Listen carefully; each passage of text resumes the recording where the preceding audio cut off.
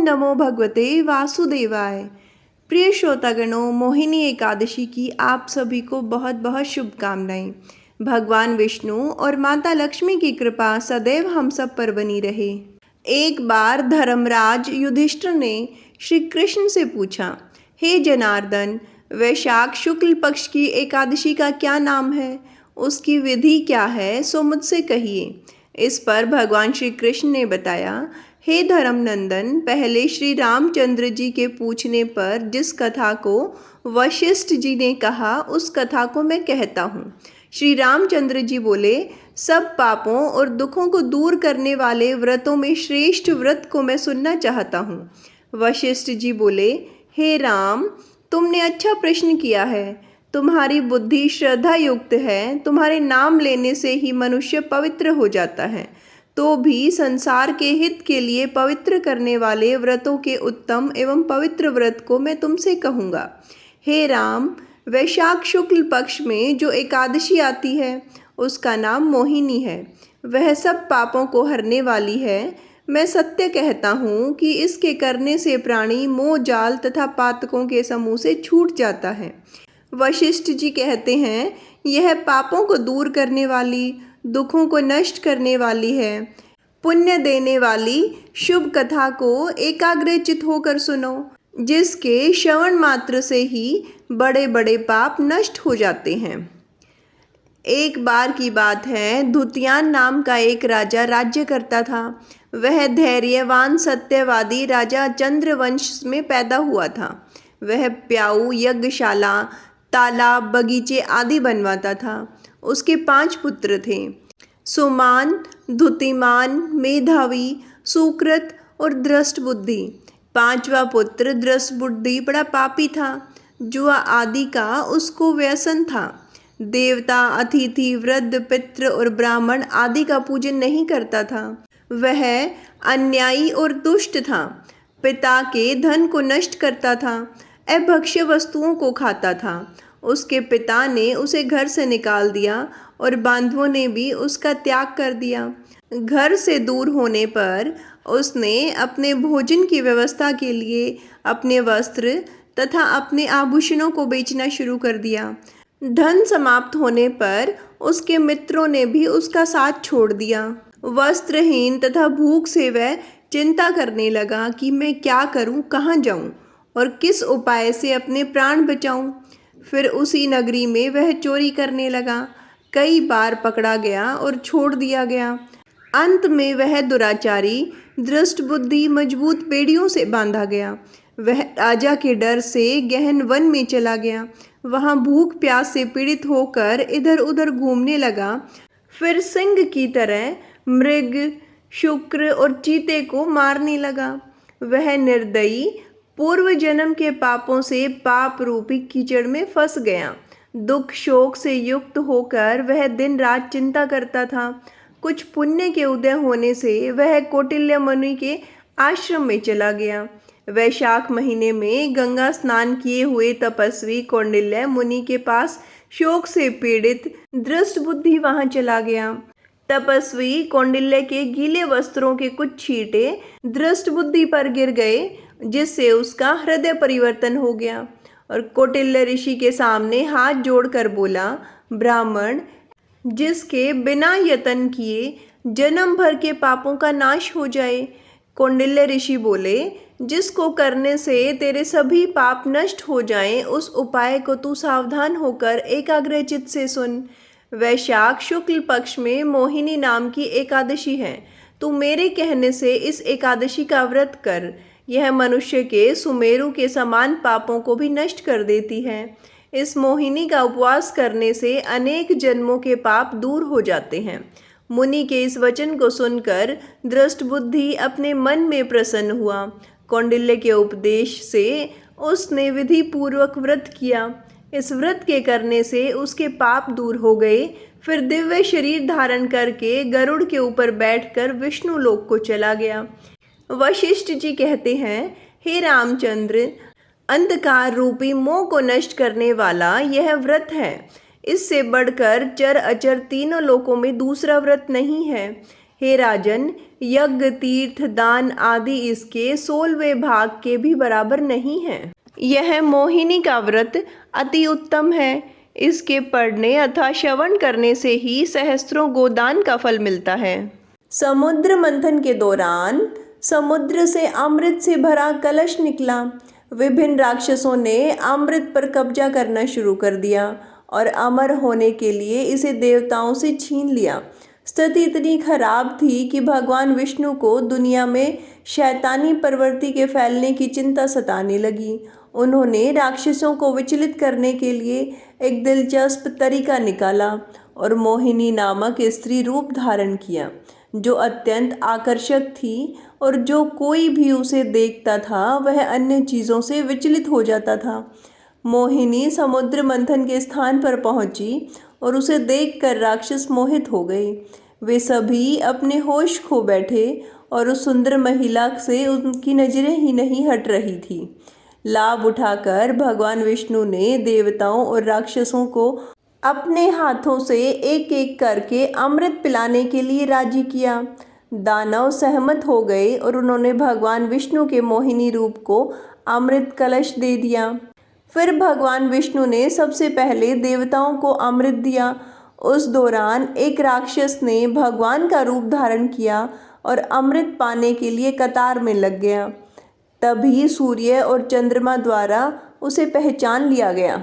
भगवान विष्णु ने अपना चक्र निकाला और शरीर से राक्षस का सिर काट दिया। जैसा कि उसने पहले ही अमृत पी लिया था, उसका शरीर 2 भागों में बट गया, लेकिन वह मरा नहीं, बच गया। तब उन्हें राहु और केतु के नाम से जाना जाने लगा। जिस दिन भगवान विष्णु ने मोहिनी रूप धारण किया था वह वैशाख मास के शुक्ल पक्ष की एकादशी तिथि थी, इसलिए इस तिथि को मोहिनी एकादशी के नाम से जाना जाता है। मोहिनी एकादशी के बाद आने वाली द्वादशी परशुराम द्वादशी के नाम से जानी जाती है। वैशाख मास की शुक्ल पक्ष की द्वादशी तिथि को परशुराम द्वादशी के नाम से जाना जाता है। ऐसी मान्यता है कि परशुराम जी भगवान विष्णु के छठे अवतार हैं, जिनका प्राकट्य अक्षय तृतीया यानी वैशाख शुक्ल तृतीया को हुआ था, लेकिन परशुधारी परशुराम जी के रूप में इनका जीवन आरंभ वैशाख शुक्ल द्वादशी को हुआ था। इसलिए इस तिथि की मान्यता भी एकादशी के समान ही है। ऐसा माना जाता है कि परशुराम द्वादशी का व्रत निसंतान दंपति के लिए उत्तम है। ऋषि याज्ञवल्क्य ने एक राजा जो संतान प्राप्ति की इच्छा से वन में तपस्या कर रहा था, उसे यह व्रत करने की सलाह दी थी। इस व्रत के पुण्य से उसे पराक्रमी पुत्र की प्राप्ति हुई थी, जो इतिहास में नल नामक राजा के नाम से जाना गया। पुराणों में भगवान विष्णु के जितने भी अवतार की चर्चा हुई है, उनमें एकमात्र परशुराम अवतार ही हैं जो आज भी धरती पर मौजूद हैं। बाकी जितने अवतार हुए हैं वह अपने उद्देश्य को पूर्ण करके वापस लौट गए हैं। भगवान परशुराम जी की ऐसी महिमा पुराणों में मिलती है कि यह चिरंजीवी हैं और जब तक सृष्टि रहेगी तब तक इस धरती पर रहेंगे। इनका निवास आज भी महेंद्र पर्वत पर माना जाता है। इन्होंने संपूर्ण धरती को शास्त्र बाहु से जीतकर अपने गुरु को दान कर दिया था, इसीलिए वह धरती पर नहीं रहते और महेंद्र पर्वत पर अपना निवास बनाया। इनके चिरंजीवी होने के कारण ही इनका जिक्र रामायण और महाभारत दोनों में ही हुआ है, जिनके बीच युगों का अंतर है। भगवान राम के समय त्रेता युग में इन्होंने शिवजी के धनुष के टूट जाने पर भगवान राम को युद्ध के लिए ललकारा था, और जब राम के रहस्य का इन्हें ज्ञान हो गया तब भगवान राम के कहने पर उनका चक्कर धरोहर के रूप में संभाला था। द्वापर में जब भगवान विष्णु ने श्री कृष्ण अवतार धारण किया था, तब गुरु सांदीपनी के आश्रम में जाकर इन्होंने ही श्री कृष्ण को उनका सुदर्शन चक्र लौटा दिया था। इसी चक्र से भगवान श्री कृष्ण ने द्वापर के अंत में धर्म की स्थापना की थी। भगवान परशुराम जी को उनका अस्त्र परशु भगवान शिव से प्राप्त हुआ था। इसी परशु से इन्होंने एक युद्ध में भगवान गणेश जी का दांत काट दिया था, जिसके बाद से गणेश जी एक दंत कहलाने लगे। ऐसी मान्यता है कि परशुराम द्वादशी के दिन भगवान परशुराम की पूजा और व्रत करने से बड़ा पुण्य प्राप्त होता है। इसलिए भगवान परशुराम की कथा पढ़ना और सुनना भी पुण्यदायी कहा गया है। जिस प्रकार तुलसी पत्र के बिना भगवान विष्णु का भोग अधूरा माना जाता है, उसी प्रकार तुलसी की कथा के बिना भगवान की पूजा भी अधूरी मानी जाती है। प्रिय श्रोतागणों, आइए श्रवण करते हैं तुलसी जी की कथा। श्रीमद् देवी भागवत पुराण में तुलसी जी के अवतरण की दिव्य लीला की कथा बताई गई है। एक बार भगवान शिव ने अपने तेज को समुद्र में फेंक दिया था। उससे एक महातेजस्वी बालक ने जन्म लिया। यह बालक आगे चलकर जलंधर के नाम से पराक्रमी दैत्य राजा बना। उसकी राजधानी का नाम जलंधर नगरी था। दैत्यराज कालनेमी की कन्या वृंदा का विवाह जलंधर से हुआ। जलंधर महाराक्षस था। अपनी सत्ता के मद में चूर उसने माता लक्ष्मी को पाने की कामना से युद्ध किया, परंतु समुद्र से ही उत्पन्न होने के कारण माता लक्ष्मी ने उसे अपने भाई के रूप में स्वीकार किया। वहां से पराजित होकर वह देवी पार्वती को पाने की लालसा से कैलाश पर्वत पर गया। भगवान देवादिदेव शिव का ही रूप धरकर माता पार्वती के समीप गया, परंतु माँ ने अपने योग बल से उसे तुरंत पहचान लिया तथा वहां से अंतर्ध्यान हो गई। देवी पार्वती ने क्रुद्ध होकर सारा वृतांत भगवान विष्णु को सुनाया। जलंधर की पत्नी वृंदा अत्यंत पतिव्रता स्त्री थी। उसी के पतिव्रत धर्म की शक्ति से जलंधर न तो मारा जाता था और न ही पराजित होता था। इसलिए जलंधर का नाश करने के लिए वृंदा के पतिव्रत धर्म को भंग करना बहुत जरूरी था। इसी कारण भगवान विष्णु ऋषि का वेश धारण कर वन में जा पहुँचे, जहाँ वृंदा अकेली भ्रमण कर रही थी। भगवान के साथ दो मायावी राक्षस भी थे, जिन्हें देखकर वृंदा भयभीत हो गई। ऋषि ने वृंदा के सामने पल में दोनों को भस्म कर दिया। उनकी शक्ति देखकर वृंदा ने कैलाश पर्वत पर महादेव के साथ युद्ध कर रहे अपने पति जलंधर के बारे में पूछा। ऋषि ने अपने माया जाल से दो वानर प्रकट किए। एक वानर के हाथ में जलंधर का सिर था तथा दूसरे के हाथ में धड़। अपने पति की यह दशा देखकर वृंदा मूर्छित होकर गिर पड़ी। होश में आने पर उन्होंने ऋषि रूपी भगवान से विनती की कि वह उसके पति को जीवित कर दें। भगवान ने अपनी माया से पुनः जलंधर का सिर धड़ से जोड़ दिया, परंतु स्वयं भी वह उसी शरीर में प्रवेश कर गए। वृंदा को इस छल का जरा सा भी आभास न हुआ। जलंधर बने भगवान के साथ वृंदा पतिव्रता का व्यवहार करने लगी, जिससे उसका सतीत्व भंग हो गया। ऐसा होते ही वृंदा का पति जलंधर युद्ध में मारा गया। इस सारी लीला का जब वृंदा को पता चला तो उसने क्रुद्ध होकर भगवान विष्णु को शिला होने का श्राप दे दिया तथा स्वयं सती हो गई। जहाँ वृंदा भस्म हुई वहाँ तुलसी का पौधा उगा। भगवान विष्णु ने वृंदा से कहा, हे वृंदा, तुम अपने सतीत्व के कारण मुझे लक्ष्मी से भी अधिक प्रिय हो गई हो। अब तुम तुलसी के रूप में सदा मेरे साथ रहोगी। जो भी मनुष्य मेरे शालिग्राम रूप के साथ तुलसी का विवाह करेगा, उसे इस लोक और परलोक में विपुल यश की प्राप्ति होगी। जिस घर में तुलसी होती है वहाँ यम के दूत भी असमय नहीं जा सकते। गंगा व नर्मदा के जल में स्नान तथा तुलसी का पूजन बराबर माना जाता है। चाहे मनुष्य कितना भी पापी क्यों न हो, मृत्यु के समय जिसके प्राण मंजरी रहित तुलसी और गंगा जल मुख में रख कर निकल जाते हैं, वह पापों से मुक्त होकर वैकुंठ धाम को प्राप्त होता है। जो मनुष्य तुलसी व आंवले की छाया में अपने पितरों का श्राद्ध करता है, उसके पितृ मोक्ष को प्राप्त हो जाते हैं। प्रिय श्रोतागणों, आइए श्रवण करते हैं तुलसी चालीसा। श्री तुलसी महारानी करूँ विनय सिर नाय, जो मम हो संकट विकट दीजिए मात नशाय। नमो नमो तुलसी महारानी, महिमा अमित न जाए बखानी। दियो विष्णु तुमको सन्माना, जग में छायो सुयश महाना। विष्णु प्रिया जय जयति भवानी, तिहु लोक की हो सुख खानी। भगवत पूजा कर जो कोई, बिना तुम्हारे सफल न होई। जिस घर तव नहीं होए निवासा, उस घर करहि विष्णु नहीं बासा। करे सदा जो तव नित सुमिरन, तही के काज होई सब पूरन। कार्तिक मास महात्म्य तुम्हारा, ताको जानत सब संसारा। तव पूजन जो करे कुमारी, पावे सुंदर वर सुकुमारी। करे जो पूजन नित प्रति नारी, सुख संपत्ति से होई सुखारी।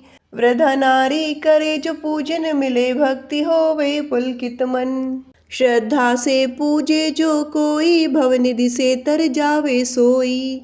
कथा भागवत यज्ञ करावे, तुम बिन नहीं सफलता पावे। छायो तब प्रताप जग भारी, ध्यावत तुम ही सकल चितधारी। तुम ही मात यंत्रन तंत्रन, सकल काज सिद्धि होवे क्षण में। औषधि रूप आप हो माता, सब जग में तव यश विख्याता। देव ऋषि मुनियो तपधारी, करत सदा तव जय जयकारी। वेद पुराणन तव यश गाया, महिमा अगम पार नहीं पाया। नमो नमो जय जय सुख करणी, नमो नमो जय दुख निवारणी। नमो नमो सुख संपत्ति देनी, नमो नमो अग काटन छेनी।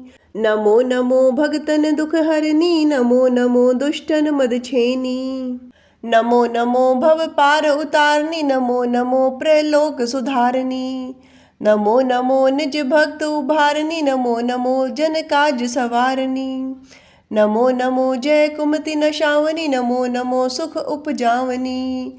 जयति जयति जय तुलसी माई, ध्याऊं तुमको शीश नवाई।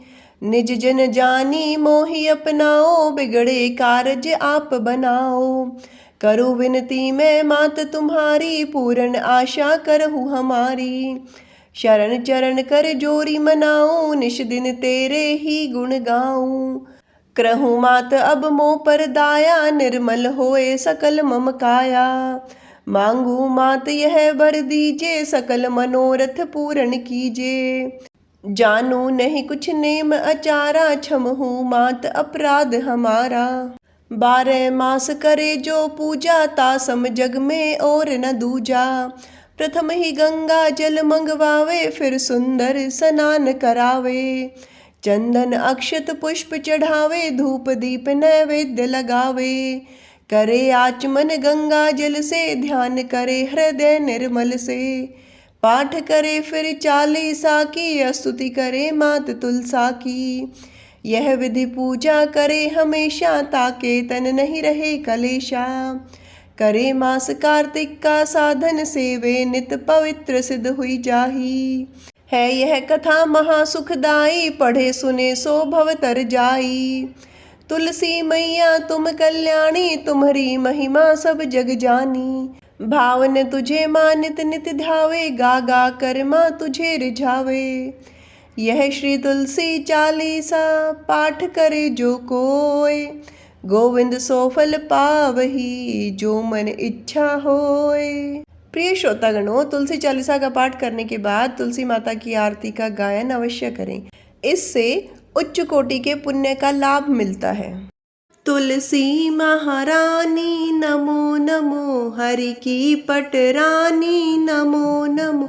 तुलसी महारानी नमो नमो, हरि की पटरानी नमो नमो।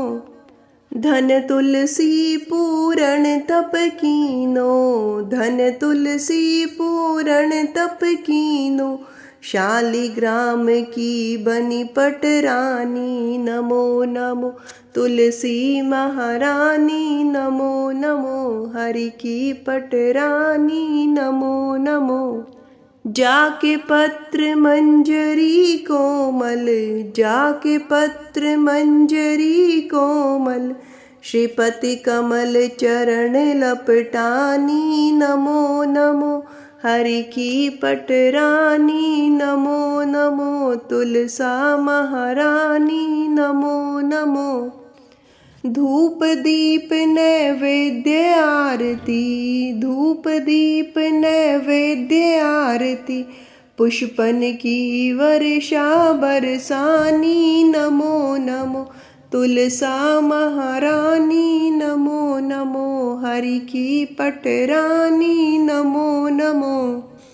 छप्पन भोग 3600 व्यंजन, छप्पन भोग 3600 व्यंजन, बिन तुलसी हरि एक न मानी। नमो नमो तुलसी महारानी, नमो नमो हरि की पटरानी। नमो नमो तुलसी महारानी, नमो नमो।